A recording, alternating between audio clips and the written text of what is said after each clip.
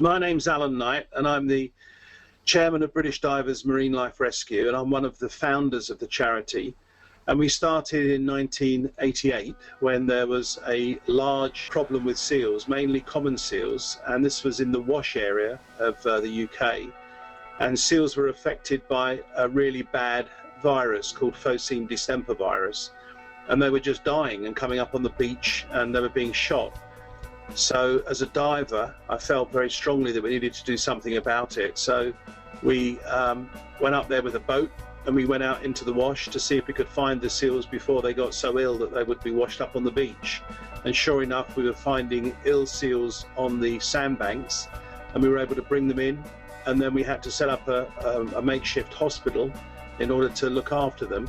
And that was really the birth of the charity. And shortly afterwards, we got involved with going to rescue some dolphins over in the Turks and Caicos, and then another one of going to an oil slick and trying to rescue birds and seals and dolphins, which all happened very, very quickly. And we then had a rather disturbing stranding of an orca, a killer whale, that came ashore in Dover. And we tried our hardest to save it, and we were using tarpaulins to put under the animal, and we had hundreds of people on the beach, and the whole thing was a nightmare. And in fact, the poor animal died in the end. But it proved to me that we needed something to be able to try and rescue whales. And I'd read about a system of pontoons in New Zealand, and we very quickly contacted Project Jonah, and we brought the pontoons to the UK along with the designer, and we now use those regularly to rescue whales and dolphins, which is really exciting. Okay, the pontoon system is quite an ingenious system of inflatable pontoons that go either side of a whale, and they're attached to a mat that goes under the whale.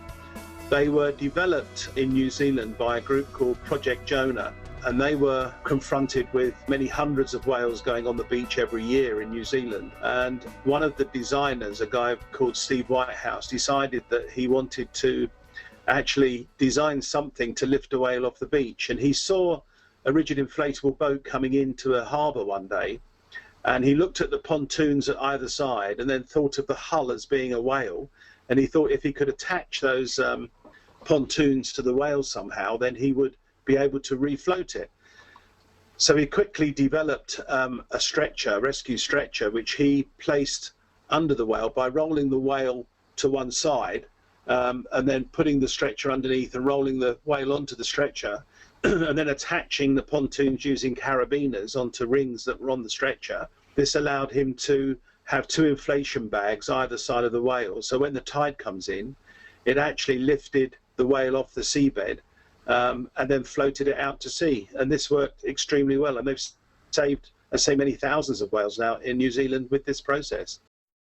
So the pontoons were originally manufactured in New Zealand, and they were glued, which is not very strong.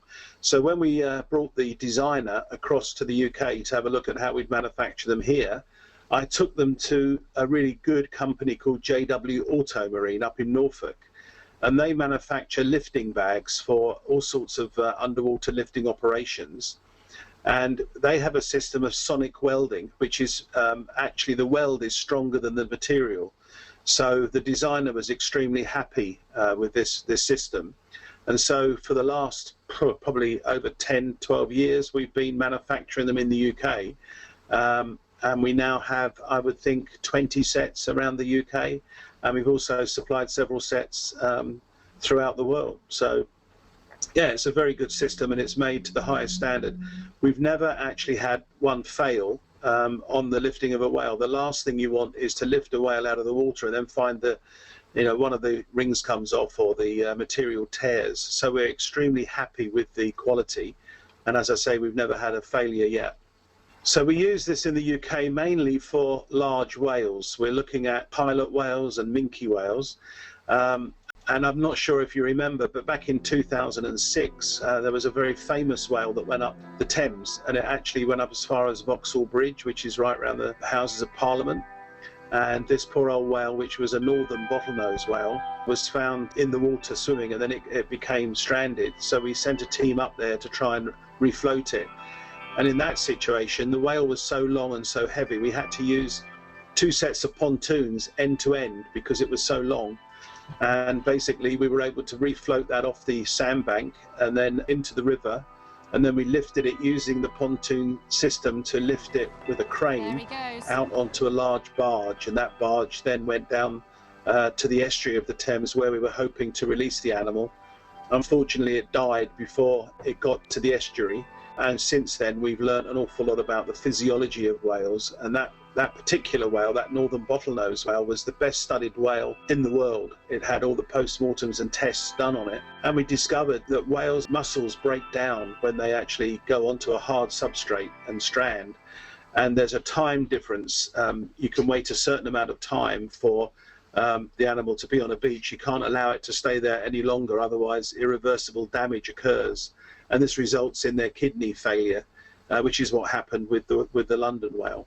But more recently, just about a month ago, we had 21 pilot whales strand on the Isle of Skye, and we were able to use pontoon systems to refloat some of those. And we got about 14 of those back. A lot of them were refloated by the tide, which came in very, very quickly, and we didn't have time to put the pontoons on because you have to remember that you've got to get the whale from the side upright so that they can breathe when the water comes in. But that was these pontoons are very, very useful for refloating whales. Once we had the pontoon system, we needed to train people in its use because they're quite dangerous. If you set the pontoon system up incorrectly, the pontoons can actually come together over the head of the whale, which actually means the whale will drown. So we want to make sure that people are trained correctly. So obviously we needed a training process. So we copied what Project Jonah do over in New Zealand, which was to produce a marine mammal medic course. And this is a one-day course that has 3 lectures and then a practical in the afternoon. And we've now trained over 5,000 medics on how to rescue whales and dolphins. And I can assure you that after a day's training, anybody would be in a position to be able to help a whale or a dolphin or a seal, which is quite exciting. And what happens is once you're trained, you can become logged onto a database, and that database is then transferred onto a map, and your postcode goes onto the map as a red dot. And that red dot contains all of your details, your name, your telephone number, and your experience. And so, for instance, if there was a pod of dolphins in the River Fal in Falmouth that actually went ashore, we can send a bulk text message out to all the medics in that area saying there's a mass stranding occurring in the River Fal right now, could you phone this number if you can help? And that means that we get a few medics phoning us up saying we can actually go and help, rather than us having to phone 200 medics in that area. And that works extremely well, and every day we actually send out bulk text messages all over the country to call people out to seals or dolphins or whales. And in the last month, we've had 21 pilot whales in Skye. We've had another pilot whale up in Orkney. We've had a minke whale in Harris, and we had a humpback whale near Wick on the east coast of Scotland. So that gives you an idea of how busy we are. But also every day we have seals. In fact, I've had 2 texts this morning because I receive all the texts to actually make sure that we know what's going on. And we've already had 2 this morning of asking people to go out and check for seals that are in trouble. So that's quite exciting. The system works extremely well.